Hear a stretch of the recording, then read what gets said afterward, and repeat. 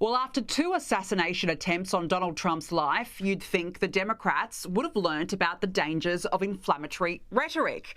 Yet, in the final weeks of the US election campaign, Kamala Harris, reeking of desperation, has compared Donald Trump to Hitler.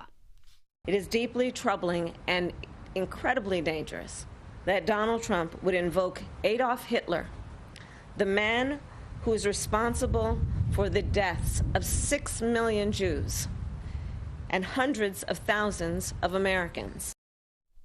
And if that wasn't bad enough, she then offered up this description of Trump at a CNN town hall event. I do believe that Donald Trump is unstable, increasingly unstable, and unfit to serve. Do you think Donald Trump is a fascist? Yes, I do. Yes, I do. And I also believe that the people who know him best on this subject should be trusted.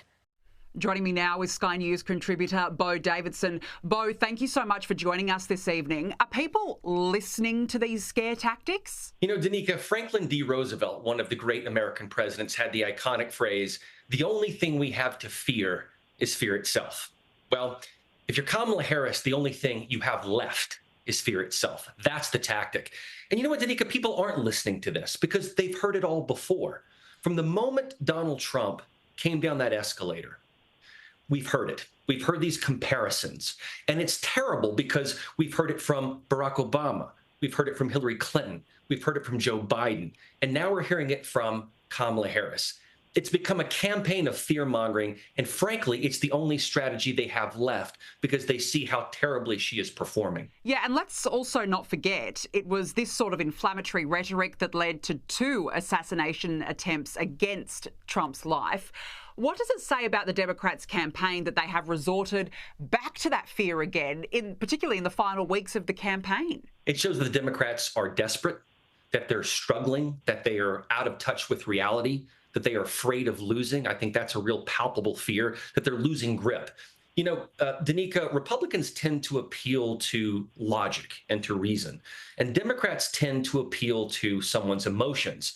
And I think that's why we're seeing the fear-mongering tactic. A couple of nights ago, I went to see this documentary at Mar-a-Lago called The Man You Don't Know. And it's Donald Trump told in the eyes of his family and his friends, people that know him really, really well. People know him as a philanthropist, as someone who's charitable, who paid for someone's cancer treatment. That's the man you don't know. Instead, Kamala Harris is trying to present Donald Trump as Hitler, as Stalin, as someone who exterminated his own people.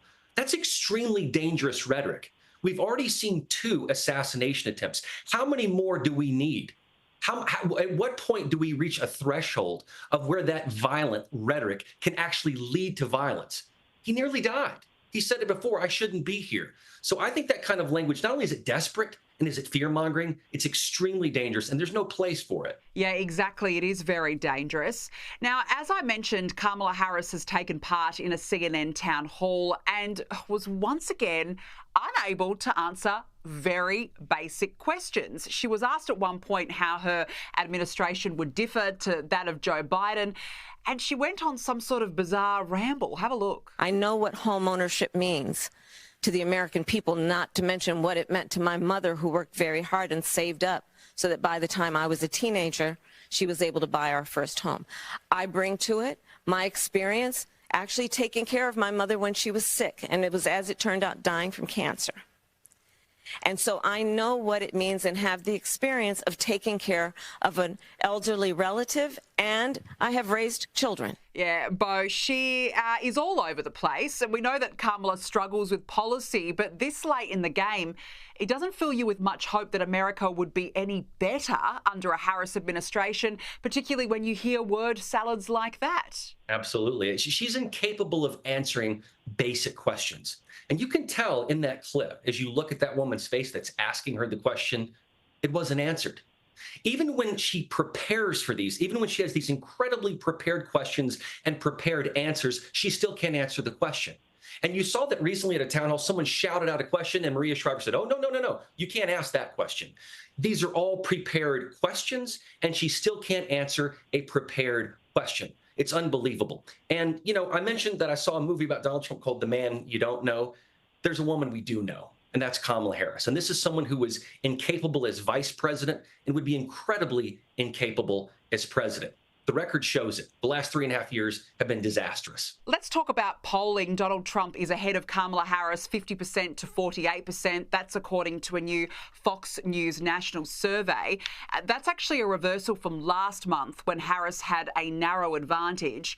But I've got to say, it really feels as though the momentum has swung back to Donald Trump. Kamala seemed to gain an early lead, but it seems as though that has changed. Is that the feeling over in the US? And if so, why? Oh, yeah.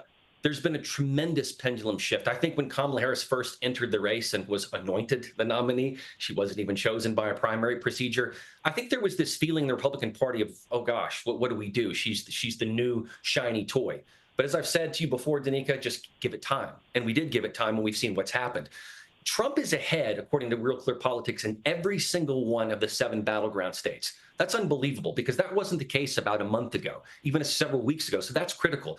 Polymarket, the betting odds are showing Trump has about a 64% chance of winning. That's a tremendous momentum shift. And if you look at these rallies, Trump today was in Arizona and Las Vegas. He's traversing the country. He's the Energizer Bunny. He keeps going and going and going. Kamala Harris is taking days off.